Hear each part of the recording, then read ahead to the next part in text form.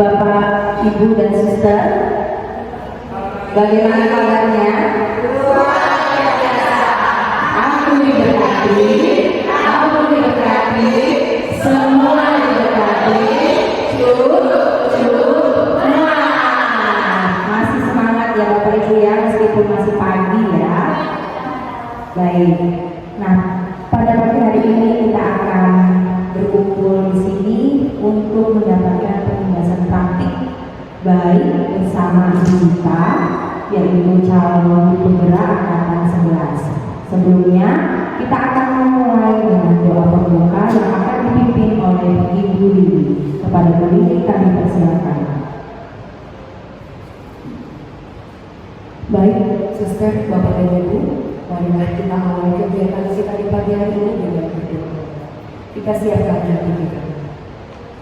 Dalam nama Bapa dan Putra dan Roh Kudus. Amin. Allah Bapa Maha Pemurah, terima kasih atas berkat-Mu dan juga kesehatan yang Engkau berikan kepada kami, sehingga kami semua karena kasih-Mu yang besar dapat berkumpul di ruangan ini. Tuhan, berkatilah kegiatan kami hari ini, di mana kita akan mendapatkan pembebasan dari yang telah Dia terima sebagai calon guru penggerak. Kiranya apa yang akan beliau lakukan dapat memberikan semangat baru bagi kami dan juga mampu membawa kami semua nantinya juga mengikuti jejaknya sebagai calon guru penggerak. Tuhan berkatilah juga besok hingga akhirnya nanti menjadi guru penggerak dari sekolah kami dan juga memberikan semangat baru bagi kami untuk terus berkarya dalam mendidik dan mendidik putra-putri yang telah Engkau berikan kepada kami.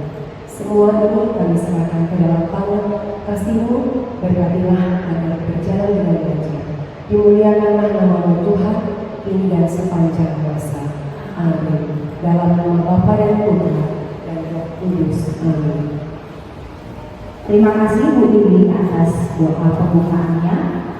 Suster, Bapak Ibu, tadi saya sudah mengatakan bahwa kita akan mendapatkan penjelasan praktik baik dari salah satu teman kita, Ibu Brigita Sukma, yang saat ini sedang mengikuti kegiatan calon guru penggerak angkatan 11. Khusus hari ini kita akan menerima pemaparan definisi tentang budaya positif. Kepada Ibu kita untuk mempersingkat waktu, saya persilakan agar dapat memaparkan materi hari ini. Oke, baik, terima kasih Ibu ya.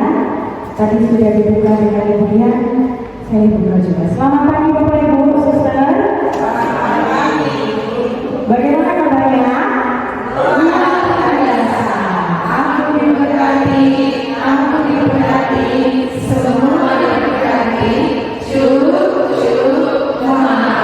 Baik, sebelumnya Bapak Ibu saya, Suster, Bapak Ibu saya mengucapkan terima kasih atas kesediaannya untuk waktu yang sudah diberikan sehingga Bapak Ibu berkenan untuk berkumpul di tempat ini, yaitu pada hari ini saya akan memberikan pembahasan kepada Bapak Ibu tentang budaya positif.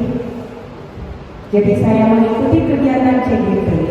Dalam kegiatan CGP tersebut kami mendapatkan beberapa pembelajaran yang mungkin bisa dipergunakan oleh Bapak Ibu dalam pelaksanaan di sekolah dan juga di kelas.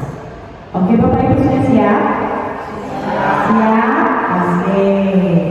Coba tepuk semangat dulu. Tepuk semangat dua. Dan dinding, duduk, dan dinding, duduk.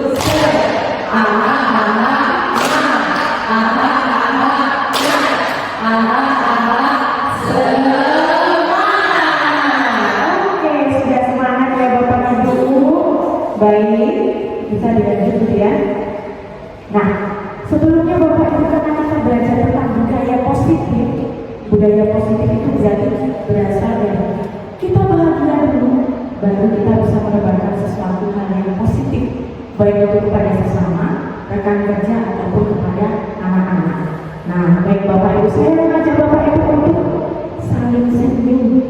Coba lihat kanan kirinya. Nah, karena ada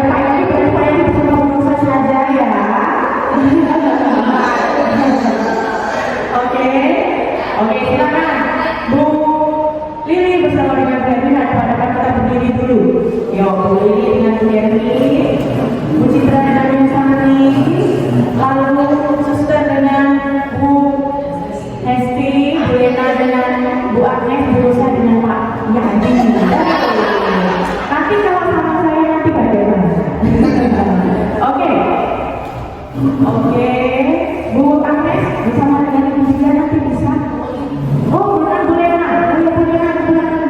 Nah, coba sekarang berhadap ke depan Bapak Ibu, berikan senyuman termanis.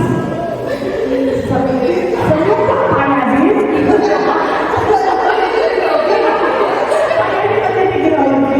Nah, supaya kita memberikan kesan positif kepada anak-anak, kepada rekan kerja, kita berikan senyuman termanis kepada rekannya yang di depan. Oke, itu sampai 15 ya Bapak Ibu. 1, 2, 3, 4, 5, 6, 7, 8, 9, 10, 11, 12, 13, 14, 15. Oke Bapak Ibu. Nah, sudah mendapatkan senyuman termanis belum? Atau masih sedih? Oke, karena kita mau belajar tentang budaya positif, jadi kita dari awal kita terlebih dahulu kita harus memancarkan hal yang positif ya Bapak Ibu. Jangan pagi-pagi kita sudah perlu lagi Bapak Ibu.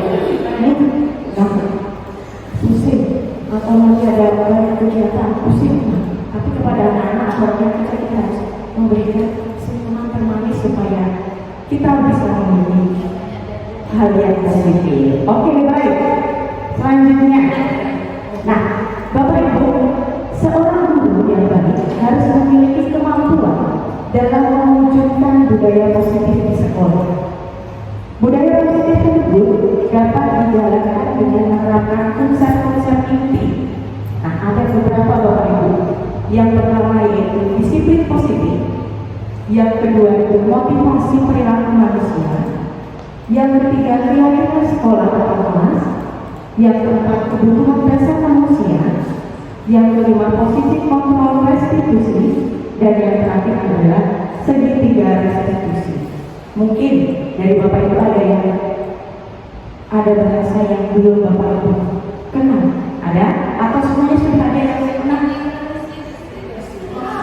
Segitiga restitusi itu seperti apa? Ya, nanti itu akan saya paparkan. Siapa tahu nanti Bapak Ibu akan mempergunakannya di dalam kelas. Oke? Nah Bapak Ibu, kalau kita membicarakan tentang disiplin positif, apa sih kira-kira disiplin positif itu Bapak Ibu? Disiplin itu apa sih? Apa kan? Tepat waktu. Oke. Apa? Tepat waktu. Oke. Tepat waktu. Gimana Bu ini? Tertib Bu kalau kita jalannya dulu. Oke. Tertib, tepat waktu, tertib. Nah, apakah ada lagi? Pastinya dalam disiplin itu kita akan melakukan sesuatu pembelajaran yang akan kita terapkan. Tapi kalau yang positif itu pastinya hal yang baik ya Bapak Ibu ya. Nah, baik. Disiplin positif ini merupakan suatu cara penerapan disiplin yang mengajarkan anak bertanggung jawab dan menumbuhkan kesadaran diri berdasarkan nilai-nilai kebajikan. Nah, ini dari diri sendiri dulu. Anak-anak atau kita sebagai guru, kita itu juga harus mulai dari diri kita dulu. Baru kita bisa mengimbaskan kepada anak. Nah, juga begitu juga dengan anak-anak. Mulai dari diri sendiri, tahu bagaimana tanggung jawabnya, dan juga sesuai dengan nilai-nilai kebajikan. Disiplin positif lebih ke arah disiplin diri yang dapat mengontrol diri dalam melakukan segala tindakan. Selanjutnya, disiplin diri dapat membuat murid memahami dan menyadari berdasarkan motivasi internal, bukan akibat paksaan, pujian ataupun hukuman. Jadi di sini Bapak Ibu, apapun yang dilakukan oleh anak-anak, apapun yang dilakukan oleh kita, itu berdasarkan dari diri kita.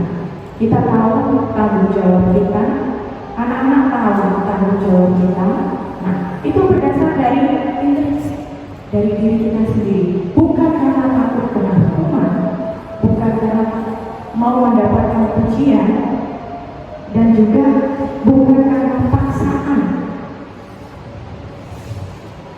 Nah, semua itu disiplin positif itu sudah dirangkum dalam 6 karakter dalam profil pelajar Pancasila. 6 profil pelajar Pancasila itu yaitu ada yang pertama, beriman, bertakwa kepada Tuhan Yang Maha Esa dan berakhlak mulia. Selanjutnya mandiri, berkebinekaan global, bergotong royong, kreatif dan juga bernalar kritis. Ini adalah nilai kebajikan yang harus diterima oleh anak-anak dan juga dilaksanakan anak-anak. Tapi itu tadi Bapak Ibu, mulai dari diri sendiri. Mereka tahu tanggung jawabnya, mereka melakukan dan melakukan tindakan. Selanjutnya Bapak Ibu, motivasi perilaku manusia. Nah, sekarang saya mau coba tanya. Hari ini kita berkumpul di sini. Kira-kira itu Bapak Ibu tadi berangkat jam berapa? Dan mengapa berangkat jam segitu?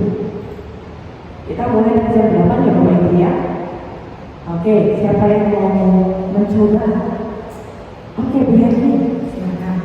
Saya berangkat jam 7.20 supaya tidak terlambat. Oke, nah Bu Yasmin, hal tersebut Ibu lakukan itu karena kemauan diri sendiri Ibu atau supaya yang mengikuti peraturan yang ada atau supaya mendapatkan pujian kalau hukuman pasti ya tidak ya Bu ya. Nah, baik, apa itu Bu? Pertama yang kemauan biar tidak terlambat lagi. Oke, kemauan dari diri sendiri. Oke, terima kasih Bu Yasmin, beri tepuk tangan untuk Bu Yasmin. Nah, ada lagi Bapak Ibu atau sama seperti Bu Yasmin datang ke sini yaitu pukul 7.20, kegiatannya yang dilakukan itu pukul 8 karena beliau mau dari kemauan sendiri supaya datang lebih awal. Nah, sesuai yang kita pelajari Bapak Ibu, ada 3 motivasi perilaku manusia. Yang pertama, untuk menghindari ketidaknyamanan atau hukuman, sama seperti anak-anak. Mungkin dia akan berangkat lebih cepat supaya apa? Oh iya, nanti kalau aku berangkat terlambat nanti dapat hukuman. Nah, itu juga bisa menjadi salah satu. Terus untuk mendapatkan imbalan atau penghargaan dari orang lain, biasanya juga di kelas kita akan memberikan penghargaan atau juga imbalan pada anak. Nah, mungkin itu menjadi motivasi anak-anak juga. Aku harus melakukan ini supaya aku mendapatkan penghargaan atau imbalan dari Bapak Ibu guru. Nah, yang terakhir Bapak Ibu, untuk menjadi orang yang mereka inginkan dan menghargai diri sendiri dengan nilai-nilai yang mereka percaya. Nah, diharapkan Bapak Ibu dari diri kita dan juga dari anak-anak itu menerapkan yang intrinsik, yaitu kita mulai dari diri, menghargai diri kita, dan juga menyesuaikan dengan nilai-nilai yang mereka percaya. Bukan karena mau mendapatkan pujian atau juga takut mendapatkan hukuman. Kalau yang pertama dan yang kedua itu motivasi perilaku berdasarkan ekstrinsik dari luar. Tapi yang kita harapkan anak-anak itu dari dalam diri mereka yaitu intrinsik, seperti yang sudah dilakukan oleh Ibu Herti. Bu Herti dari dalam dirinya menyadari nanti kegiatannya jam berapa. Berarti saya harus datang sebelum jam 8. Karena Bu Herti tahu kewajibannya supaya nanti dapat melaksanakan kegiatan dengan baik, tidak terburu-buru dari diri Bu Herti sendiri. Begitu harapannya juga untuk anak-anak. Selanjutnya tentang keyakinan sekolah atau kelas. Nah, biasanya kita itu membuat keyakinan kelas atau peraturan kelas ya. Suster, Bapak Ibu, biasanya kita membuat peraturan kelas ya. Nah, biasanya kita itu membuat peraturan kelas. Kira-kira kalau keyakinan kelas itu bagaimana ya? Apa yang terbesit dari benak Bapak Ibu ketika mendengar keyakinan kelas? Apakah ada yang tahu? Keyakinan kelas, kalau peraturan itu pasti intinya adalah suatu aturan yang harus ditaati. Tapi kalau keyakinan kelas itu apa? Dan Sari? Apakah? Oke, coba Sari. Yang mudah diingat dan dilaksanakan. Oke, keyakinan kelas itu yang mudah diingat dan dilaksanakan. Apakah ada lagi? Oke, Bu Agnes. Bahkan kesepakatan di kelas yang ditentukan oleh murid dan guru. Kesepakatan yang ditentukan oleh murid dan guru dan sebelumnya dulu ya. Oke. Kesepakatan yang ditentukan oleh murid dan guru dan juga tadi mengenai adalah mudah diingat, sesuatu yang mudah diingat. Nah, iya benar sekali Bapak Ibu. Keyakinan kelas itu adalah suatu yang dibuat bersama-sama antara murid dan juga guru. Dan juga seperti yang dikatakan oleh Mas, mudah diingat dan mudah dilakukan. Nggak perlu panjang lebar, tetapi anak-anak itu paham, oh ini keyakinan kelas kita. Nah, ketika mereka mengingat, pasti mereka akan berusaha untuk menepati. Oke, nah ini guru berperan dalam mewujudkan terbentuknya keyakinan sekolah atau kelas dengan adanya kesepakatan antara guru dan juga murid. Jadi ini bukan hanya guru saja yang membuat. Biasanya kalau peraturan kelas itu isinya tidak boleh ini, tidak boleh itu, jangan ini, jangan itu. Nah, tetapi untuk keyakinan kelas lebih kepada anak-anak maunya pembelajaran di kelas itu seperti apa, kegiatan di kelas itu seperti apa. Mereka membuat sendiri. Kita sebagai guru hanya memfasilitasi. Ketika anak-anak itu membuat sendiri apa yang dimau, apa yang diinginkan, nah mereka akan mudah mengingat dan juga mudah untuk melakukan. Selanjutnya, keyakinan sekolah atau kelas berupa pernyataan-pernyataan universal yang mudah diingat dan dipahami dan harus diterapkan di lingkungan sekolah. Selanjutnya, bagaimana pembentukan keyakinan kelas? Pastinya antara anak-anak dan juga bapak atau ibu guru harus berdiskusi bersama. Tidak bisa cuma murid saja, tidak bisa dengan guru saja. Tetapi itu ada diskusinya. Kemauan anak seperti apa, lalu kita sebagai guru mengelolanya, menjadikan itu sebagai keyakinan kelas. Yang pertama bersifat besar, kedua berupa pernyataan universal, dibuat dalam pernyataan positif. Dibuat dalam pernyataan positif itu berarti bagaimana ya Bapak Ibu? Misalnya, jangan terlambat. Kalau dibuat dalam pernyataan positif itu bagaimana? Berusaha.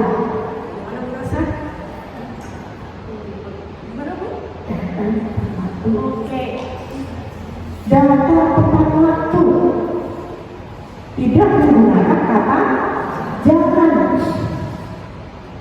Harus mungkin anak-anak bu nanti di kelas tidak boleh ribut kan? Kita berarti yang membuat kalimat menjadi positif. Itu adalah usulan anak-anak. Mungkin anak-anak juga bilang bu nggak boleh terlambat. Nah kita yang mengubahnya. Berarti datang tepat waktu itu menggunakan kalimat positif. Ketika anak yang mengajarkan dia akan mengingat. Tapi kalau kita sudah darat ini anak-anak peraturan kelas kita, keyakinan kelas kita, nah, mereka merasa tidak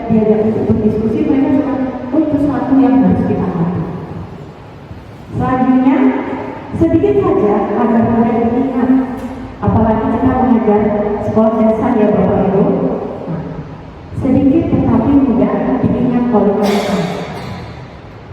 Sesuai dengan kondisi kelas dan sekolah sehingga mudah diterapkan. Nah mungkin ini akan berbeda dari kelas 1, kelas 2, kelas 3 sampai kelas 6 itu tidak bisa disamakan. Karena otomatis kondisi kelasnya itu berbeda. Meskipun satu paralel, satu A, satu B, satu C, itu juga tidak bisa disamakan. Tergantung dari kondisi kelasnya masing-masing. Yang keenam, semua warga sekolah atau warga kelas dilibatkan saat membuat ranking kelas. Nah, jadi mereka mengikuti prosesnya itu seperti apa.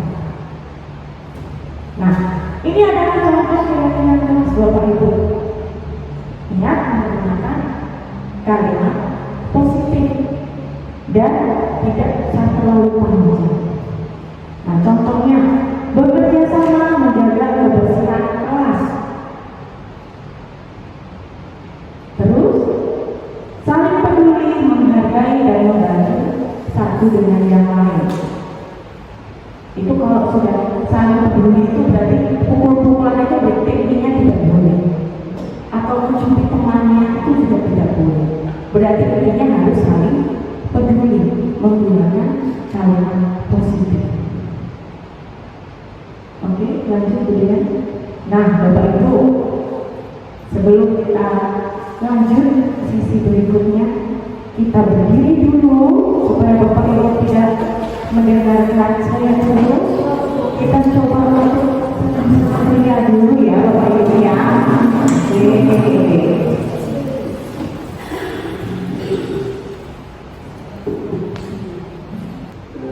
Baik, diikuti ya Bapak Ibu ya.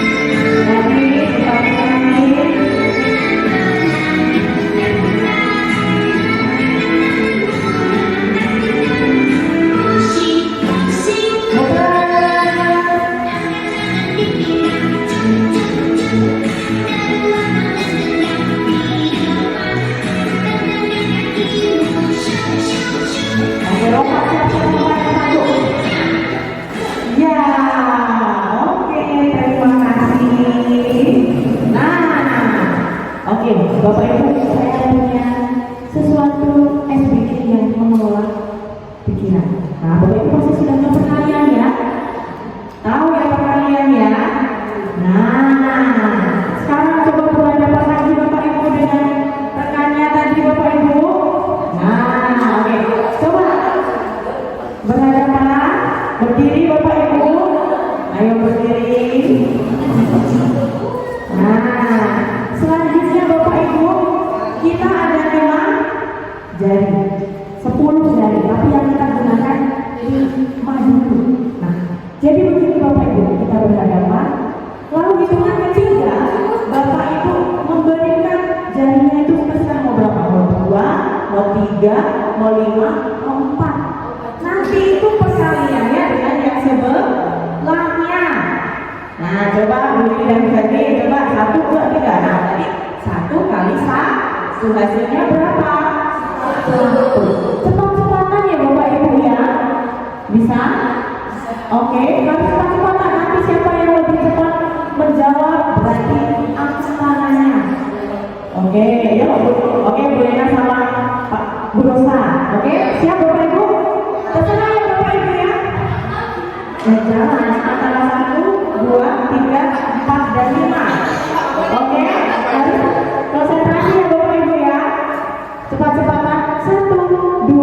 tiga. Siapa yang duluan? Empat. Suaranya Bapak Ibu kayak gini. Suaranya ya bersuara. Oke, coba cepet ya ini. Ini akan kelas dulu 1, 2, 3 dan juga Bapak Ibu.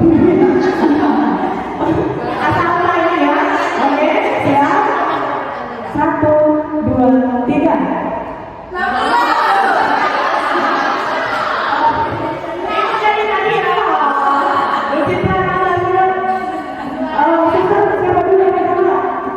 Oke, suster. Iya, cepat-cepat.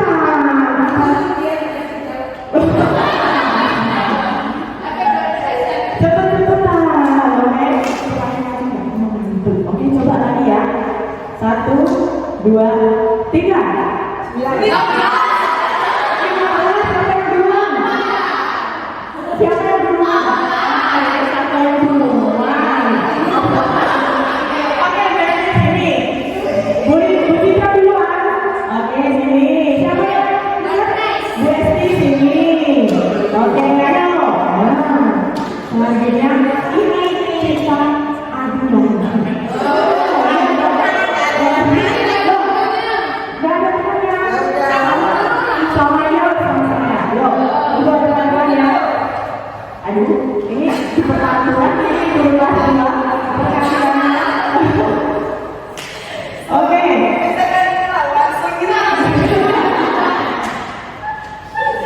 Baik, ya Bapak Ibu silakan dulu. Ingat peraturan kita ya.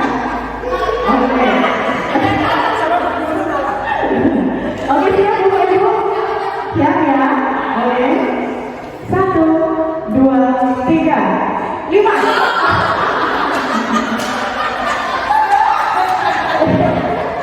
Siapa ini? Siapa yang siapa? Sherry. Nanti kita mati ya. Coba ulangi. 1, 2, 3.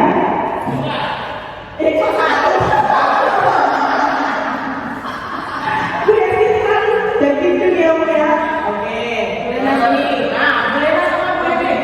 Kita sudah tinggi. Nah, coba.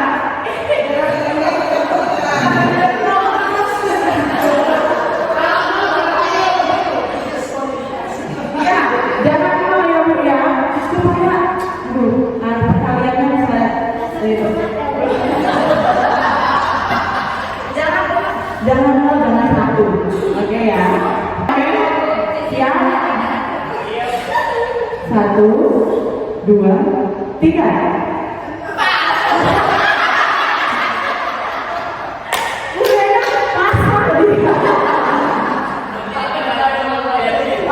Oke, terima kasih Bapak Ibu, terima kasih Bu Herni. Nah, Bapak Ibu, itu bisa diterapkan kepada anak-anak, khususnya kelas 2 dan juga kelas 3. Di situ ada perkalian, kelas 1 belum ada perkalian dan dia. Nah, mungkin itu bisa diterapkan di kelas juga kelas 2 dan juga kelas 3. Nah, pastinya anak-anak disuruh untuk menghafalkan dulu sepanjang. Nah, mereka bisa ataupun juga bisa menggunakan 10 jari, tapi kalau cuma 1 sampai 5 itu terlalu kecil. Ya, bahasa Indonesia. Nah, begitu Bapak Ibu. Baik, kita lanjutkan ya Bapak Ibu ya. Nah, sekarang kita akan belajar tentang kebutuhan dasar manusia. Kira-kira berarti kebutuhan dasar yang ingin atau berisi pemikiran itu apa coba? Pasangan ya Bu ya. Oke.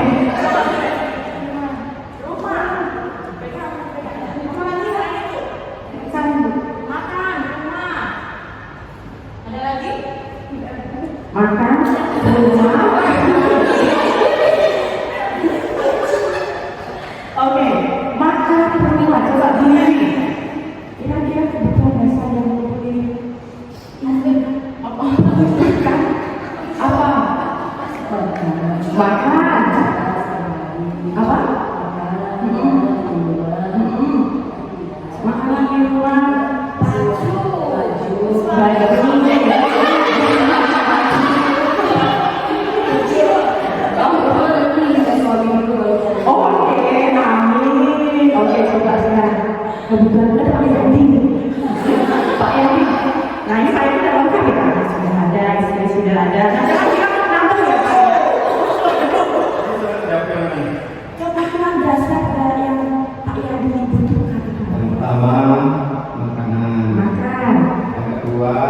tempat tinggal. Tempat tinggal. Yang ketiga, pakaian. Pakaian. Yang keempat, pendidikan. Pendidikan. Oke, sudah Pak Yadi? Sudah. Nggak apa-apa loh Bapak Ibu pasangan gitu Pak. Tapi kalau Bapak Yadi jangan. Oke, coba. Sebentar. Nah.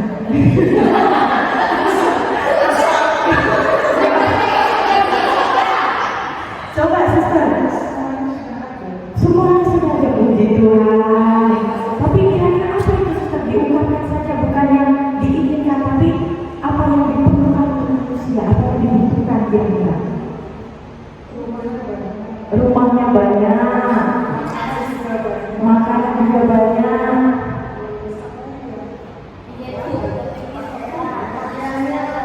pakaiannya cukup.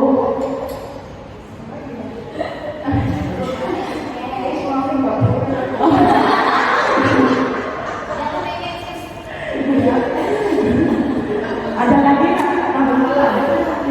hidup bahagia. Oke, terima kasih ya Ustaz. Oke, beri tepuk tangan untuk kita semua. Jika kita lihat kebutuhan dasarnya semangat ya Bapak Ibu ya.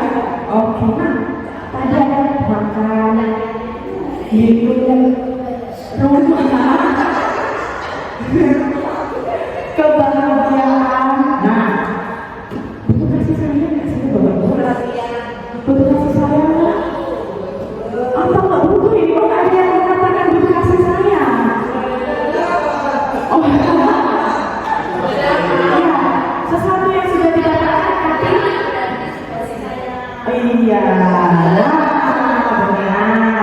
Nah Bapak Ibu, ini adalah kebutuhan dasar manusia. Ketika seseorang mulai melakukan suatu perbuatan yang bertentangan dengan nilai-nilai kebajikan atau melanggar peraturan, hal itu sebenarnya dikarenakan mereka gagal memenuhi kebutuhan dasar manusia.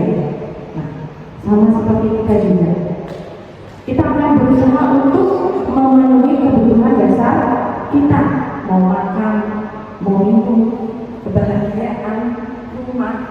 Nah, kita akan berusaha untuk memenuhinya. Begitu juga anak-anak. Ketika anak tidak bisa mendapatkan kebutuhannya, pasti anak-anak akan berusaha. Nah, bisa jadi usahanya itu melakukannya dengan cara negatif atau dengan cara yang positif. Mungkin kalau direfleksikan kita juga bisa juga kita melakukannya itu dengan cara bagaimana? Dengan cara yang positif atau dengan cara yang negatif. Nah, kebutuhan dasar manusia itu ada beberapa. Yang pertama, bertahan hidup. Bertahan hidup itu berarti harus bagaimana supaya bisa bertahan hidup? Makan, tadi benar yang dikatakan Bapak Ibu. Butuh makan, butuh minum. Oh, iya, butuh makan, butuh minum, butuh pakaian, butuh rumah, tempat tinggal. Nah, selanjutnya yang kita butuhkan juga Bapak Ibu dan juga anak-anak pastinya kasih sayang dan rasa terima. Pasti Bapak Ibu semua membutuhkan kasih sayang ya. Entah itu dari anaknya, entah itu dari suami atau istrinya, atau rekan kerjanya, dan juga dari anak-anak. Itu juga kita butuh mendapatkan rasa kasih sayang. Selanjutnya penguasaan, lalu kebebasan. Coba kalau kita bayangkan kita itu dikekang, mau sini nggak boleh, mau situ nggak boleh, mau itu. Apakah merasa bahagia? Apakah merasa bahagia? Enggak. Tetapi kita juga membutuhkan kebebasan. Anak-anak itu juga sama Bapak Ibu. Kasih sayang. Contohnya, bagaimana kebebasan atau kasih sayang?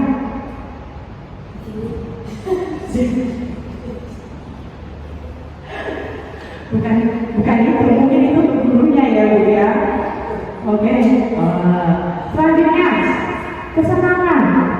Pasti kita semua ingin mendapatkan mendapatkan kesenangan. Begitu juga anak-anak. Anak-anak juga membutuhkan kesenangan. Tidak hanya cuma diatur terus. Nah, di kelas seperti ini, nanti balik ke rumah seperti ini. Nah, tetapi juga harus dikontrol. Nah, lalu Bapak Ibu, di sini saya punya sedikit kasus. Coba Bapak Ibu baca terlebih dahulu. Ibu Rani, guru wali kelas 2, sedang bingung menghadapi ulah salah satu murid di kelasnya yang bernama Tommy. Beberapa anak telah mengeluh Tommy yang seringkali meminta bekal makan siang mereka dengan paksa. Jika Anda menghadapi situasi seperti Ibu Rani, apa yang akan Anda lakukan? Menurut Anda, kira-kira apa alasan Tommy melakukan hal tersebut? Nah, dari permasalahan ini, kita sebagai guru kelas, sebagai guru bidang studi, sebagai pengamat di sekolah, nah kira-kira kalau mendapatkan kasus seperti ini, apa yang akan Bapak Ibu lakukan? Dan kira-kira Tommy itu melakukan hal tersebut, alasannya apa?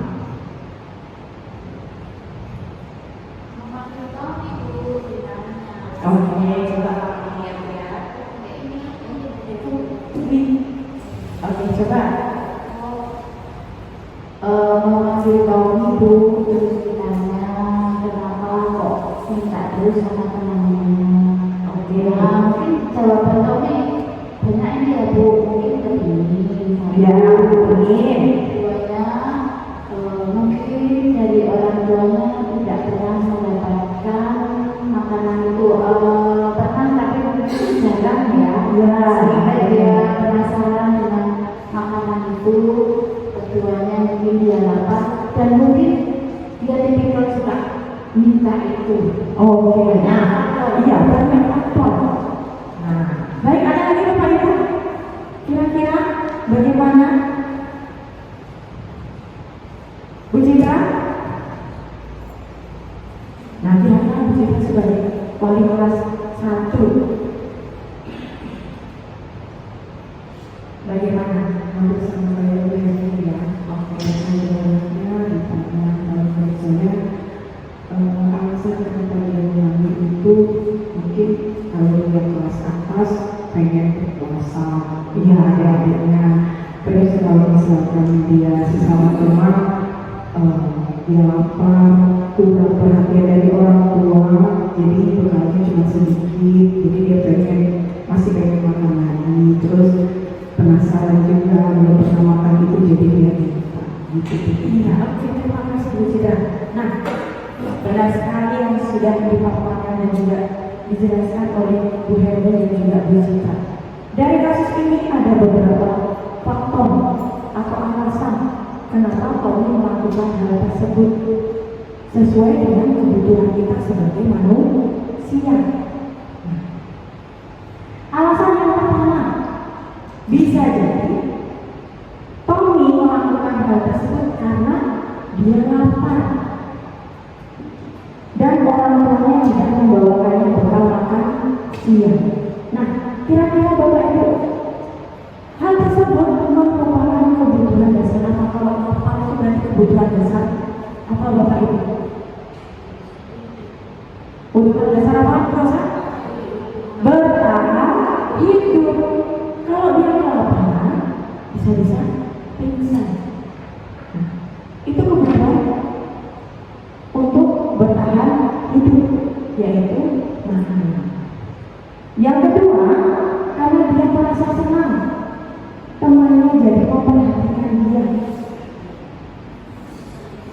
Berarti anak tersebut kurang kasih sayang, membutuhkan perhatian baik dari temannya ataupun dari gurunya.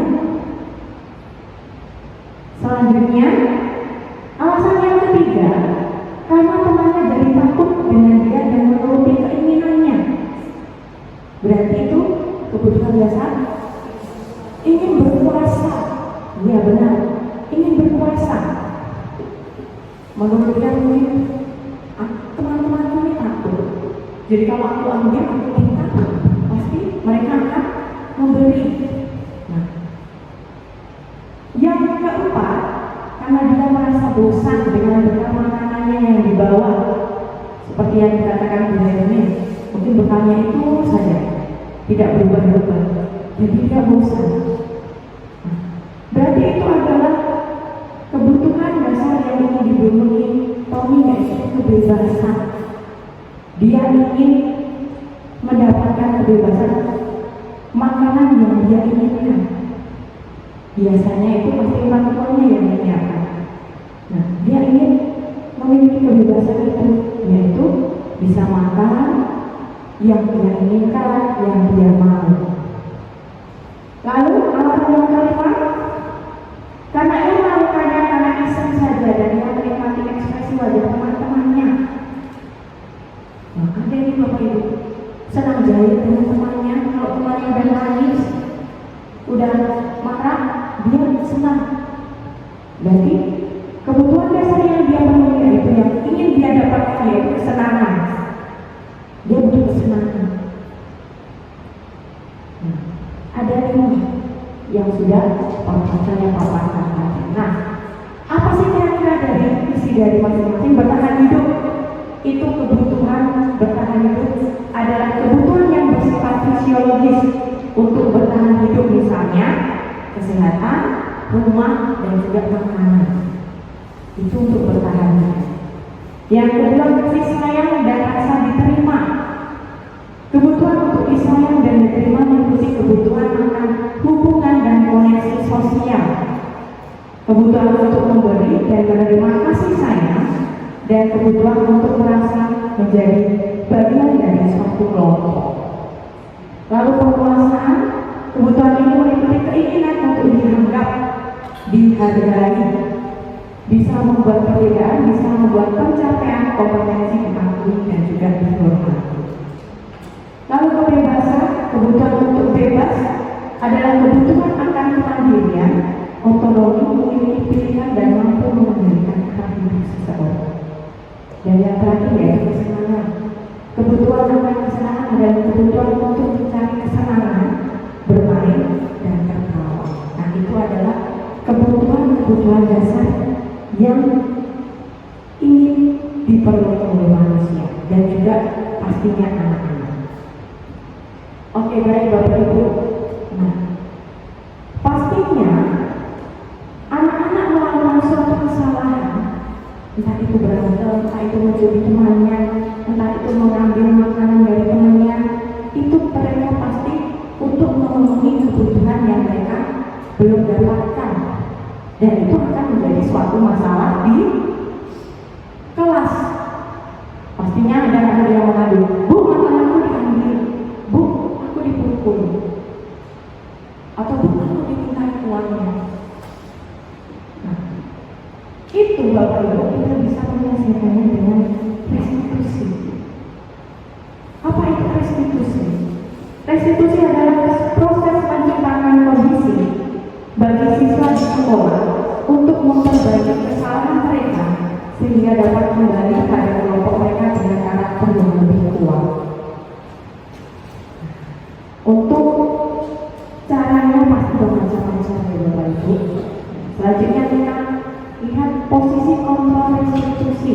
Posisi kita sebagai guru ketika kita menghadapi suatu permasalahan itu kita menjadi apa? Nah, di sini ada 5.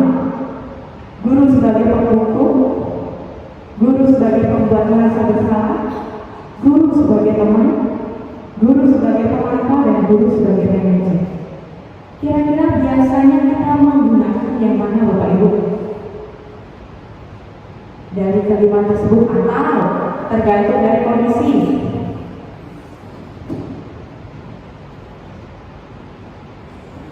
Dari kelima tersebut,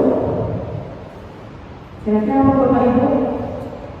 Atau sesuai dengan kondisi bagaimana permasalahannya di kelas, begitu ya?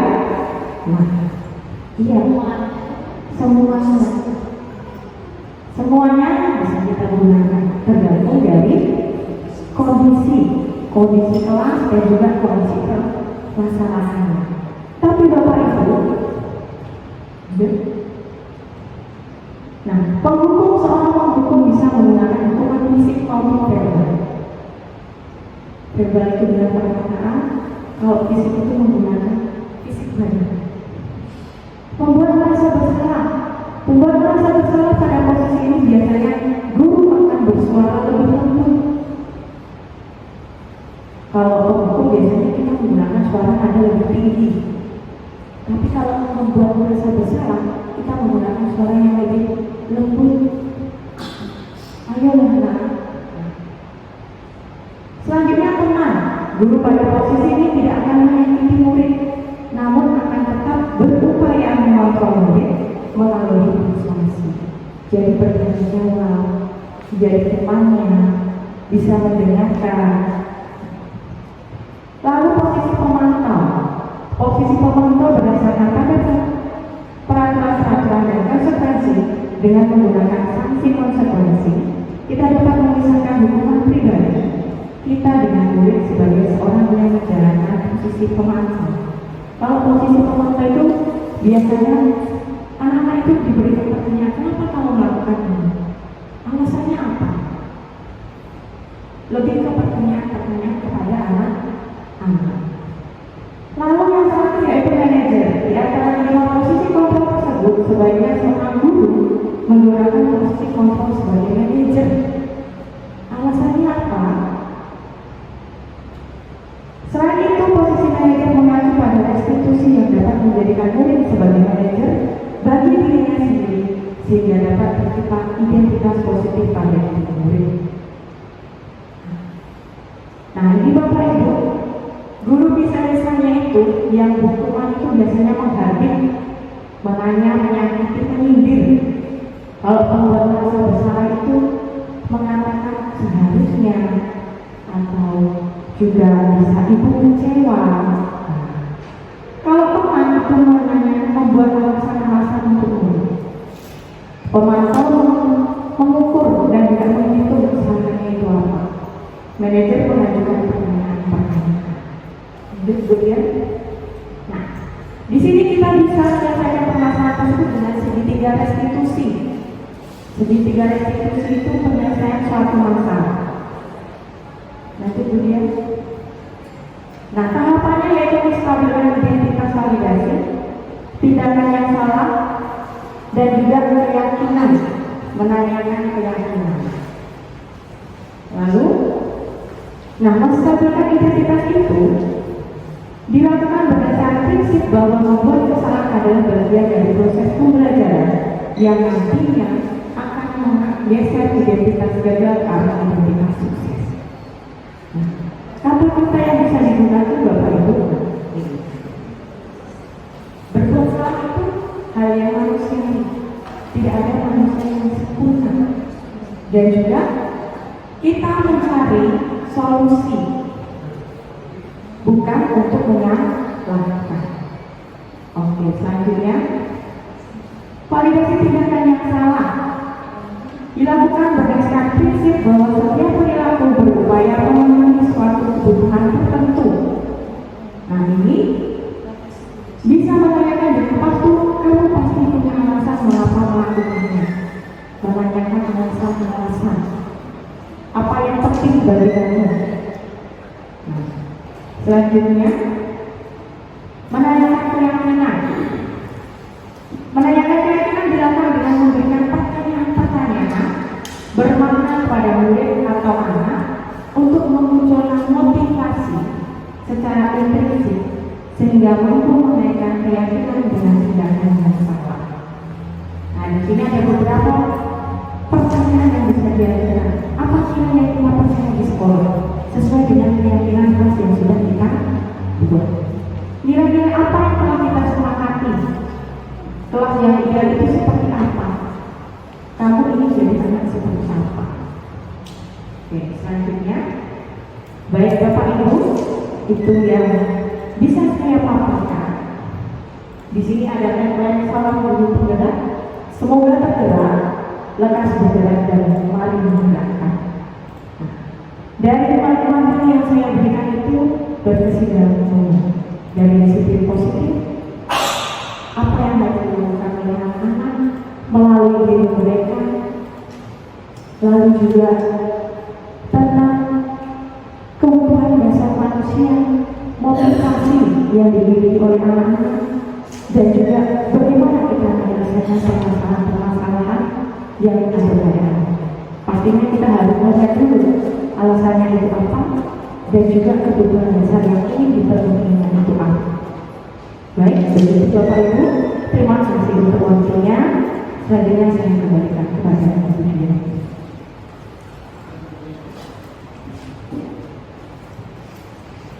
Terima kasih Bu Ita telah menyampaikan materi tentang budaya positif. Ada 6 ya Bapak Ibu ya, disiplin positif, motivasi perilaku manusia, keyakinan sekolah atau kelas, kebutuhan dasar manusia, posisi kontrol restitusi, dan segitiga restitusi. Nah, untuk selanjutnya saya meminta kepada Ibu Agnes agar berkenan memberikan penguatan untuk Ibu kita atas penjelasan yang diberikan tentang budaya positif. Kepada Bu Agnes saya persilakan.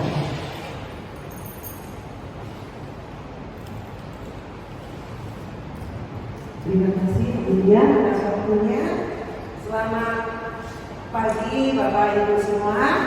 Pagi. Kami mewakili teman-teman mengucapkan banyak terima kasih kepada Bu Kita yang sudah menyampaikan pelimbasan tentang budaya positif. Ya, banyak hal yang kita pelajari pada pagi hari ini. Semoga budaya positif ini dapat kita terapkan di kelas kita masing-masing. Mari kita buat kesepakatan bersama antara guru dan peserta didik sehingga anak-anak kita mampu mengambil hal-hal yang positif dalam bertingkah laku sehari-hari. Dan juga untuk kita, sekali lagi terima kasih. Semoga apa yang diikhlaskan Ibu Kita ini dapat betul-betul kami terapkan dan kita dapat terus bergerak dan menggerakkan kita semua untuk menjadi sekolah yang lebih maju dalam melayani peserta didik kita. Sekali lagi terima kasih Bu Kita, selamat berjuang untuk meneruskan sebagai calon guru penggerak. Baik, terima kasih Bu Agnes telah memberikan penguatan untuk Ibu kita.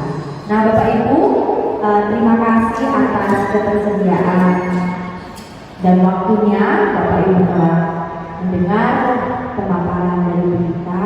Maka kita akan akhiri kegiatan hari ini dengan doa penutup yang akan dipimpin oleh Ibu kepada Bu kita tersebut.